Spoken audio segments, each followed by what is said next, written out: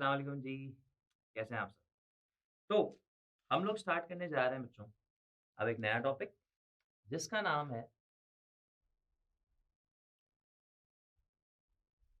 Electric current, जो कि belong करता है इस टॉपिक से जिसका नाम है करंट इलेक्ट्रिसिटी। अच्छा भाई, अब हम लोग रुका हुआ चार्ज क्या-क्या कर सकता है, इन सब के हवाले से बात कर चुके हैं। अब हमें बात करनी है उन चीज़ों में कि चलता हुआ चार्ज क्या करता है, उसमें कि हम समझ रहे हैं कि इलेक्ट्रिक करंट। अच्छा भैया, अगर इसके हवाले से कुछ थ्योरेटिकल डिटेल्स को पहले डिस्कस कर लें जल्दी से, तो भाई करंट आपके पास बच्चों रिप्रेजेंट किया जाता है आई से। करंट आपके पास होता है the net rate of flow of charges, और इसका जो फॉर्मूला होता है, जब रेट आता है डिवाइड में टाइम आता है, किसका रेट है चार्ज का, तो ये हो जाता है। और अगर हमने इसको यूँ लिख दिया जाए तो ये गलत बात नहीं है, कि हम जानते हैं कि चार्ज जो है वो क्यू एन ई के बराबर होता है। और अब अगर हम इसके यूनिट की बात करें तो उसका जो यूनिट है बच्चों वो निकलेगा कूलम अपॉन सेकंड, जो कि बराबर होता है एम्पियर्स के। अब असल में होता क्या है भाई, आपके पास एक कंडक्टर है और उस कंडक्टर के अंदर कुछ शेल्स हैं जिनमें बैठा हुआ है फ्री इलेक्ट्रॉन।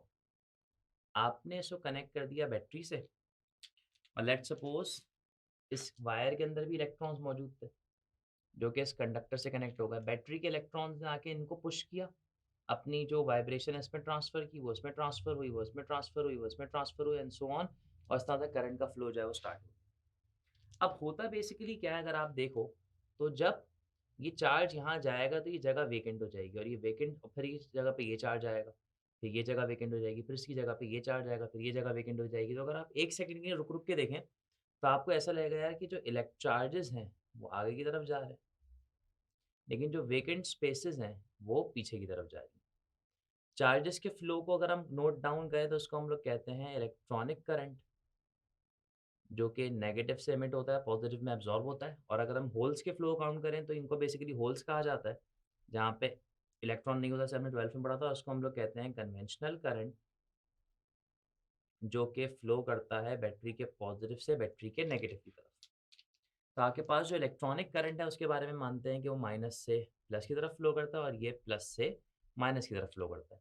प्लस जो है वो हाई पोटेंशियल है, माइनस लो पोटेंशियल, तो ये लो पोटेंशियल से हाई पोटेंशियल की तरफ जाता है, और ये हाई पोटेंशियल से लो पोटेंशियल की तरफ आता है। इसकी मिसाल एक ड्रिप है। जिस तरह से आपने हॉस्पिटल में ड्रिप चलती हुई देखी होगी, जब मेडिसिन का एक ड्रॉप नीचे आता है तो हवा का एक बबल ऊपर जाता है, वैसे ही है। जब एक इलेक्ट्रॉन आगे जाएगा तो उसकी एक वेकेंट स्पेस जो है वो बैक साइड में मूव करेगी। ठीक है बच्चों? ये दोनों तरह से जो है करंट जो है हम डील आउट कर सकते हैं, लेकिन नॉर्मली हमारे कोर्स में जो हम ज़्यादातर बात करते हैं वो इस करंट की करते हैं, जो कि असल में होता है कन्वेंशनल करंट। जो कि असल में अज़्यूम इस तरह से किया जाता है कि जब आपके पास बैटरी बनती है तो पॉज़िटिव आयन अपना इलेक्ट्रॉन देता है, तो प्लस से जो है इलेक्ट्रॉन रिलीज़ होता है। इसी वजह से इस कॉन्सेप्ट को लेते हुए चलते हैं, और कन्वेंशनल करंट को जो है वो हमेशा किसी भी सर्किट में बैटरी के करंट के फ्लो के लिए रिप्रेज़ेंट किया जाता है। तो ये है इलेक्ट्रिक करंट।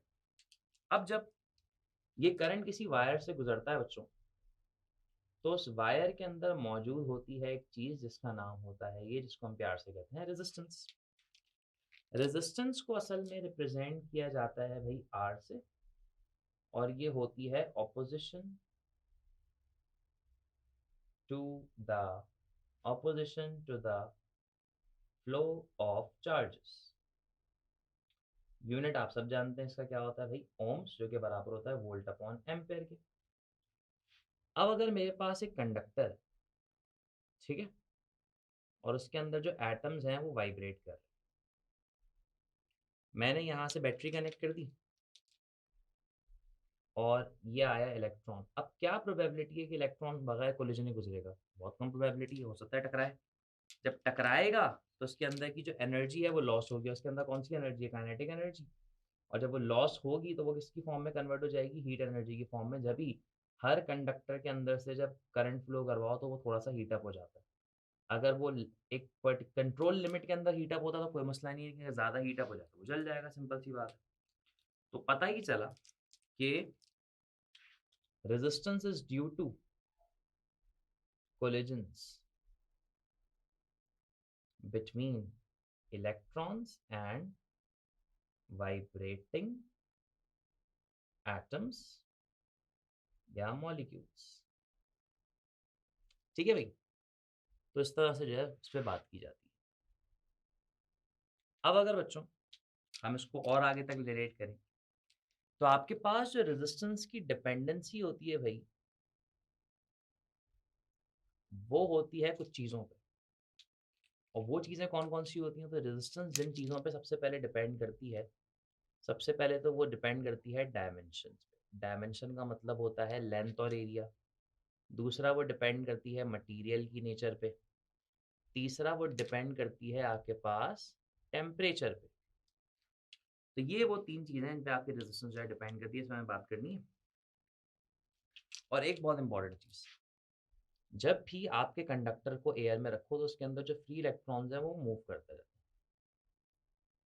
अगर वो एनवायरनमेंट की वजह से एनर्जी ले रहे हैं, उनमें कोई इलेक्ट्रिक फील्ड प्रेजेंट नहीं है, तो इस वक्त ये मूव करते हैं जिस वेलोसिटी से, उसको कहा जाता है थर्मल वेलोसिटी, जिसको लेट सपोज मैं वीटीएच कह देता हूँ। लेकिन अगर इसी कंडक्टर को मैंने एक बैटरी से कनेक्ट कर दिया, तो अब जो इलेक्ट्रॉन्स हैं वो एक पर्टिकुलर डायरेक्शन में मूव करेंगे due to the electric field. और अब जब वो एक पर्टिकुलर डायरेक्शन में मूव करेंगे, तो अब इससे जो भी वेलोसिटी से मूव करेंगे उसको हम बोलेंगे ड्रिफ्ट वेलोसिटी, जिसको हम कहते हैं वीडी। और ड्रिफ्ट वेलोसिटी हमेशा कम होती है थर्मल वेलोसिटी से, यानी कि इसकी पावर पॉजिटिव में होती है, इसकी अप्रॉक्सीमेटली पावर जो है नेगेटिव में होती है। अब ऐसा किस वजह से होता है कि असल में ड्रिफ्ट का जो कॉन्सेप्ट है वो असल में ये होता है कि भाई लेट सपोज एक इलेक्ट्रॉन यहाँ जा रहा था, लेकिन जैसे ही आपने यहाँ पे प्लस दिया और यहाँ पे माइनस दिया, तो इलेक्ट्रॉन माइनस से दूर होकर प्लस की तरफ जाएगा, तो वो लेट सपोज यहाँ जाने लगा। तो ये जो चेंज आया ना, इसको बेसिकली ड्रिफ्ट कहा जाता है, ड्रिफ्ट वेलोसिटी कहा जाता है। ठीक है बच्चों, तो ये जो है वो बेसिकली पूरा कॉन्सेप्ट है।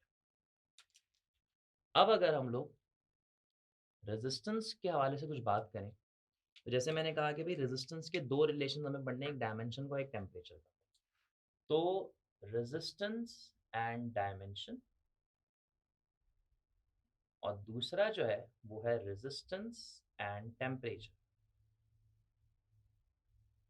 अब जो रेजिस्टेंस डायमेंशन से रिलेट होती है उसका फॉर्मूला बहुत आसान है, वो होती है R is equals to rho L upon A, जो कि हम पढ़ के आते हैं। इसमें से जो एल है वो एक वायर की लेंथ है, और ए जो है उस वायर का क्रॉस सेक्शनल एरिया है, जो कि बराबर होता है पाई आर स्क्वायर के।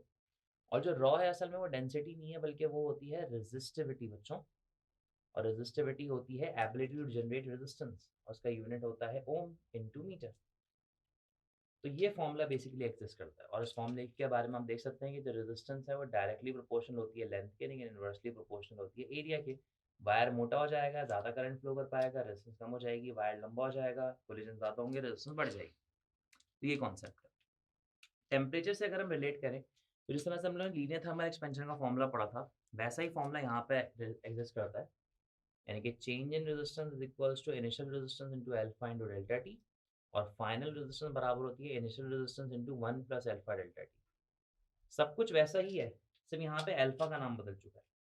पहले अल्फा होता था coefficient of linear thermal expansion, अब अल्फा है temperature coefficient of resistance.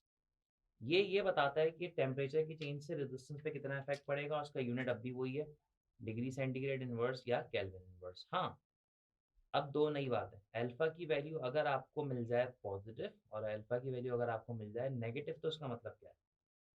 Alpha positive का मतलब होता है मेटल्स की बात कर रहे हो, temperature change in resistance directly proportional है चेंज इन टेम्परेचर के। लेकिन अल्फा नेगेटिव का मतलब होता है हम एक ऐसे मटेरियल की बात कर रहे हैं जिसमें change in resistance inversely proportional है चेंज इन टेम्परेचर की। बड़ी अजीब सी बात होती है, क्योंकि टेम्परेचर को बढ़ाने पे मॉलिक्यूलर वाइब्रेशन बढ़ती हैं, ज़्यादा कोलिजन होंगे तो रेजिस्टेंस बढ़नी चाहिए। तो सर ऐसा क्यों हो रहा है? ऐसा इस वजह से हो रहा है बच्चों, क्योंकि ये सेमीकंडक्टर मटेरियल है। ठीक है भाई, और इस फॉर्मूले में एक थोड़ी सी जस्टिफिकेशन थोड़ी सी बदल जाती है। इसमें जो आपका आर है वो होता है resistance at T degree centigrade, लेकिन जो आर नॉट है वो इनिशियल रेजिस्टेंस नहीं होती, वो होती है रेजिस्टेंस एट 0 डिग्री सेंटीग्रेड, जिसकी वजह से जब डेल्टा टी को लिखो तो वो होता है T2 माइनस T1। जीरो की वजह से एक टेम्परेचर तो जीरो ही हो जाता है, तो जो T2 है उसको डायरेक्टली टी पुट कर देते हैं। तो जब भी हमें कोई टेम्परेचर गिवन होगा, उसकी रेजिस्टेंस को हमें प्लॉट करना होगा, तो हम डायरेक्टली उसको बगैर कि डिफरेंस लिए डेल्टा टी की जगह प्लॉट कर देंगे, और कोई मसले वाली बात नहीं होगी। और ये बात हम पहले से जानते हैं कि जब भी टेम्परेचर का डिफरेंस निकालो डिग्री सेंटीग्रेड में, वो बराबर होता है टेम्परेचर का डिफरेंस इन केल्विन के, तो केल्विन में भी कन्वर्ट करने की ज़रूरत नहीं। ठीक है जी? सो इस लेक्चर के लिए इतना ही।